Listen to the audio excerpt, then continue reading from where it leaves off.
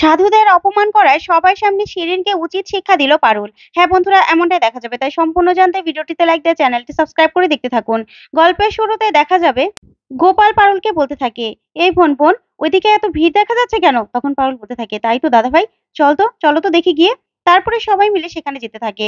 ওইদিকে তখনই সেখানে গিয়ে দেখতে থাকে যে অভুদয়কে কান ধরে উঠবোস করাচ্ছে সাধুরা, আর বলতে থাকে, ওরা পাপী, ওরা পাপ করেছে, ওদেরকে কিছুতে শেষ ছাড়বো না, ওদেরকে আজকে শেষ করে দেবো। তখন রায়ান বারবার করে সাধুদের কাছে ক্ষমা চাইতে থাকে, কিন্তু সাধু কিছুতেই ক্ষমা করে না, আর বলতে থাকে, না, ওরা পাপী, ওদেরকে কিছুতেই আমি ক্ষমা করব না। ওইদিকে শিরিনকে ছাই দিয়ে দাঁত মাজতে দেয় সাধুরা।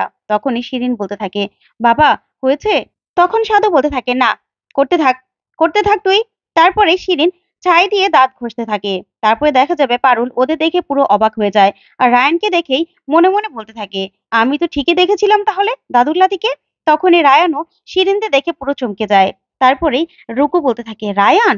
তারপরেই পারুল বলতে থাকে, দেখেছিস, আমি বলেছিলাম না, রায়ানকে আমি দেখেছি।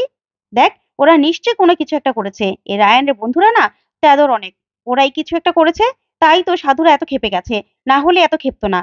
তারপরে দেখা যাবে রুকু হিন্দিতে বাবাকে বলতে থাকে, আচ্ছা বাবা, ওরা কি করেছে? তখনই বাবা সবটা খুলে বলে যে বাবারা ধ্যান করছিল।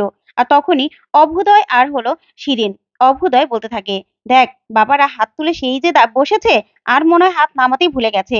তখনই বাবাদের পাশে গিয়ে বাবাদের মতো হাত তুলে ছবি তুলতে চায় অভ্যুদয়। ঠিক তখনই বাবারা রেগে যায়, আর অভ্যুদয়কে এভাবে বাবাদের অপমান করার জন্য আর এভাবে নকল করাতেই রেগে যায় বাবারা, আর অভ্যুদয়কে শাস্তি দেয়। তখনই শিরিন সহ সবাই চমকে যায়, আর এদিকে রায়ানরাও সবাই অবাক হয়ে তাকিয়ে থাকে সাধুদের কথা শুনে। তখন পারুল মনে মনে বলতে থাকে, এত বড় সাহস ওদের, এভাবে অপমান করা। তারপর দেখা যাবে সাধুরা বলতে থাকে, এই যে এই বাদরটা আমাদের অপমান করেছে, এই বলে অভুদয়ের মাথার চুল ধরে টানতে থাকে সাধুরা।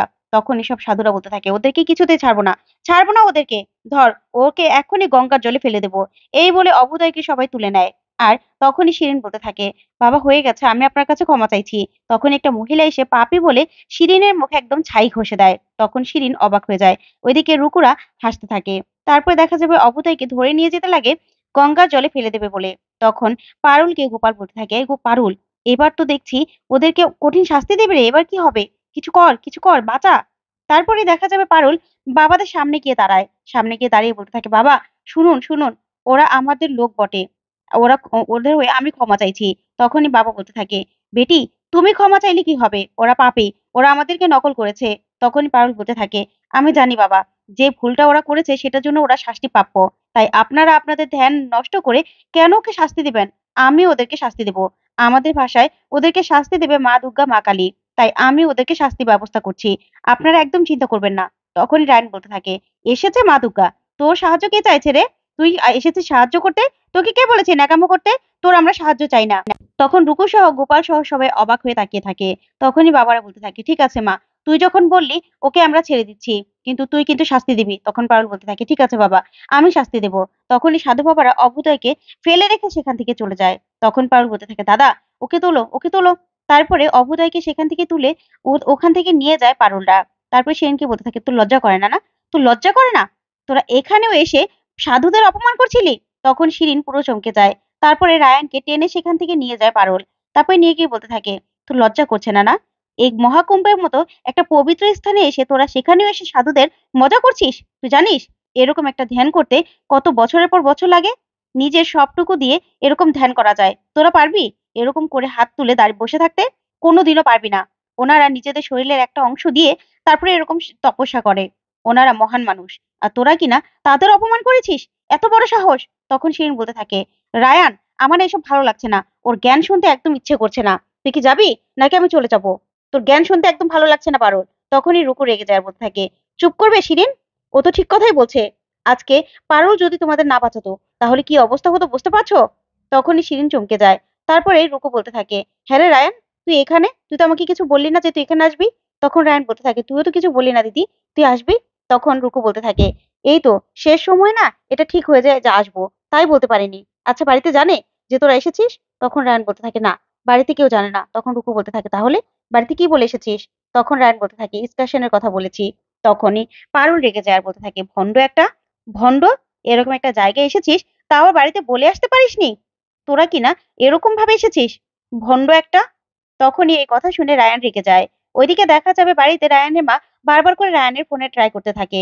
আর ওইদিকে মল্লারের মাও মল্লারের ফোনে ট্রাই করতে থাকে, কিন্তু সবার ফোন বন্ধ থাকায় ওরা খুব টেনশন করতে থাকে। তখন রায়ানের মা বলতে থাকে, ওরা এক্সকাশনে কোথায় গেল কে জানে, চিন্তা তো ভালো লাগছে না, ফোন বন্ধ কেন? তখনই মল্লারের বোন বলতে থাকে, মল্লারকেও তো ফোনে পাচ্ছি না। তখনই মল্লারের মা বলতে থাকে, দিদি, স্বপ্ন হয়েছে তোর ছেলের জন্য, আমার ছেলেটাকে উচ্ছন্নে পাঠাচ্ছে, আমার না ভালো লাগছে না, এখন আমার ছেলেটা কি অবস্থা কে জানে। তখনই রায়ানের মা বলতে থাকে, ঝগড়া করবি, আয় তাহলে ঝগড়া করি, ছেলেদের নামে চিন্তা বাদ দিয়ে আমরাও ঝগড়া করতে থাকি। তখনই রায়ানের বাবা আর মল্লার বাবা সেখানে চলে আসে। আর এসে বলতে থাকে, কি হয়েছে, তোমরা এমন করছো কেন? তখনই রায়ানের মা বলতে থাকে, কি করবো বলো তো, ছেলেগুলো এক্সকাশনে গেছে, ওদের তো ফোনেই পাচ্ছি না। তখন রায়ানের বাবা বলতে থাকে, দেখো ছেলে মেয়েগুলো সবাই একসঙ্গে গেছে, তাই এত চিন্তা করার কিছু নেই, তো হয়তো বা ওখানে নেটওয়ার্ক নেই, পরে ফোন করে নেবে। তখনই সেখানে দাদু চলে আসে, আর এসে বলতে থাকে, না, ওরা কোথাও যায়নি, কোথায় গেছে সেটা খবর নাও। তখন এই কথাতে সবাই চমকে যায়। তখন রায়ানের বাবা বলতে থাকে, কি বলছেন বাবা, ওরা এক্সকাশনে যায়নি মানে? তখনই দাদু বলতে থাকে, হ্যাঁ, ওরা যখন এক্সকাশনের কথা বলে বেরিয়েছে তখনই আমি কলেজে ফোন করেছিলাম, কলেজ থেকে জানিয়েছে যে কোনো রকম কোনো এক্সকাশন কলেজ থেকে যায়নি, বুঝতে পেরেছো? তাই ওরা কোথায় গেছে সেটার খোঁজ নাও আগে। তখনই রায়ানের মা বলতে থাকে, তাহলে ওরা কোথায় গেল? তখন দাদু বলতে থাকে, সেটা তো তোমাদের দায়িত্ব খুঁজে বের করার, যে ওরা কোথায় গেছে, এক্সকাশনের নাম করে কোথায় ওরা ফুর্তি করতে গেছে। ছেলেগুলোকে তো কোনো শাসন করো না, আগের বার ন্যাড়াকোয়ালে চলে গিয়েছিল, এবার এবার কোথায় গেছে? তখনই রায়ানের মা বলতে থাকে, রুকুকেও তো ফোনে পাচ্ছি না, কাউকে ফোনে পাচ্ছি না, সবার ফোন সুইচ অফ বলছে, কেন এরকম হচ্ছে কে জানে। তখনই এই বলে সবাই চিন্তা করতে থাকে, আর দাদুও খুব রেগে যায় আর বলতে থাকে, শোনো, তোমাদের উপর দায়িত্ব দিলাম, খোঁজ নাও, কোথায় আছে খোঁজ নিয়ে আমাকে জানাবে, ওরা কোথায় চলে গেছে, না হলে তোমাদের আজকে খবর আছে। তখন এই বলে দাদু সেখান থেকে চলে যায়। আর ওইদিকে রায়ানের মা বাবা সবাই ভয় পেতে থাকে। অন্যদিকে দেখা যাবে রুকু রায়ানকে বলতে থাকে, রায়ান, তোর কি বলা উচিত ছিল না, তুই যে পৌঁছে গেছিস সেটা তো বলবি তুই ফোন করে, না হলে মা চিন্তা করবে তো। তখনই রায়ান বলতে থাকে, আচ্ছা দিদি ভাই, এখানে তো নেটওয়ার্ক নেই, নেটওয়ার্ক পেলে আবার তুই আবার মাকে বলে দিস না যে আমি এখানে এসেছি। তখন এই কথা শুনে রুকু বলতে থাকে, ঠিক আছে, তা না হয় বলবো না, কিন্তু বাড়িতে তো চিন্তা করবে। তখন রায়ান বলতে থাকে, ঠিক আছে। তারপরে শিরিন বলতে থাকে, রায়ান, যাবি তুই এখান থেকে, চল।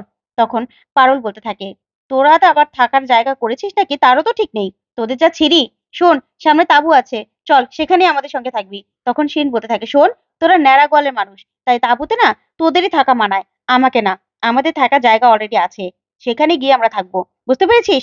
তখন এই বলে শিরিন বলতে থাকে, রায়ান, চল। তারপর রায়ান রুকুকে বলতে থাকে, দিদি ভাই, তুই এখানে কি করে থাকবি, তুই না ভিড় পছন্দ করতি না, তাহলে তুই এখানে কেন এসেছিস, আর আমাকে তো একবার বললি না। চল, আমরা যেখানে থাকার জায়গা ঠিক করেছি সেখানে চল, তুই শিরিনের সঙ্গে ভাগাভাগি করে থেকে নিবি, চল, তুই এখানে থাকতে পারবি না। তখনই রুকু অবাক হয়ে তাকিয়ে থাকে, তারপর গোপালের দিকে তাকিয়ে বলতে থাকে, না না রায়ান, এটা কেমন কথা, আমি ওনাদের সঙ্গে এসেছি, ওনাদের সঙ্গে থাকবো। তখনই রায়ান বলতে থাকে, দিদি ভাই, শুধু শুধু মাথা গরম করিস না, চল এখান থেকে, গোপাল দা ভালো মানুষ, ওনাকে বল, তারপর আমার সঙ্গে চল, ওখানে গেলেই তোর ভালো লাগবে, এখানে ওয়াশরুমের সমস্যা, সবকিছুতে সমস্যা, তুই কি করে থাকবি বলতো? তখন গোপাল বলতে থাকে, হ্যাঁ হ্যাঁ রুকু, যাও না তুমি, আমার কোনো সমস্যা নেই, তুমি যাও, ওদের সঙ্গে গিয়ে থাকো, নাহলে তোমার এখানে সমস্যা হবে। তারপর রুকু বলতে থাকে, থ্যাংক ইউ গোপাল। এই বলে রুকু রায়ানের সঙ্গে চলে যায়। তখনই পারুল অবাক হয়ে তাকিয়ে থাকে। তো বন্ধুরা, আজকের আপডেটটি কেমন লাগলো কমেন্ট করে জানাও। ধন্যবাদ।